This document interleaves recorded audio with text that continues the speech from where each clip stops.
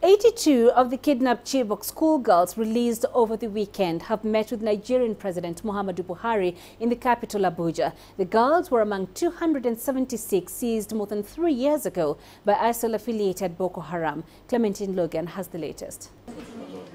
Finally free, but exhausted after a long ordeal. These 82 girls were among 276 kidnapped more than 3 years ago by Boko Haram militants. After months, possibly years of negotiations, they were freed, the government says, in exchange for 5 Boko Haram commanders. Before being reunited with their relatives, they met President Muhammadu Buhari on Sunday evening.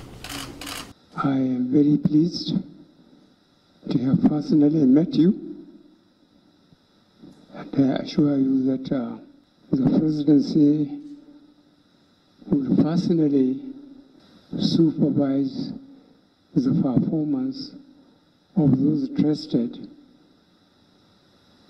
with social welfare commitments made by the federal government.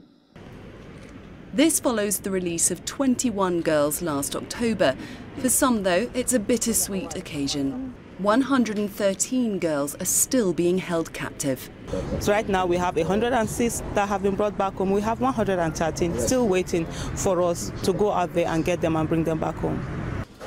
Nigeria has thanked Switzerland and the International Committee of the Red Cross for helping secure the girls' release. The government has expressed optimism that, using the same negotiation framework, more will soon be free. Clementine Logan, CGTN.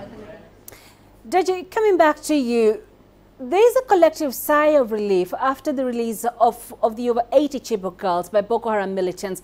Are we likely to see more negotiations involving third parties to secure the release of the girls still in captivity?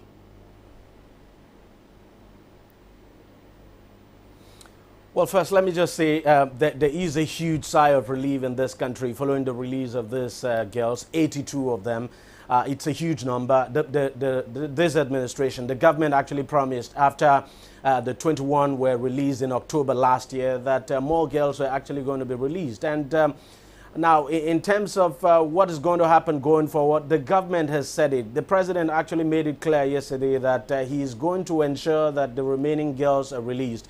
As a matter of fact, before he came into office, he promised he was going to ensure the release of the girls. And as we can see, he's made that his priority. And he says he would ensure that not only the Chibok girls are released, but that everyone being held captive now by Boko Haram is released. Because we all know that apart from these Chibok girls, there are quite a number of other people who are being held by Boko Haram. So obviously the negotiation will continue. The government has made that clear. But of course, no time limit. And as you know, the government usually don't say much about this negotiation. So the general belief is that this negotiation will continue. At least that's the impression the president gave. And that, you know, in due course, we might see more release. I mean, if we don't know if we're going to see the release of the 113 girls remaining, or if we're going to see the release of some, or we're going to see them released in batches now. But no question at all that the government says it is going to press ahead with that negotiation to ensure that not only the Chibok girls are released, but all the people who have been held captive by Boko Haram are released as well. So that's what we expect to see. That's what the Bring Back Our Girls campaign group expects to see. And we just wait and see how everything unfolds. But of course, negotiations are still on. Yeah, and it's definitely, of course, brought hopes along with the release of those girls. Deji, thank you for joining us. Deji Badmas in Lagos.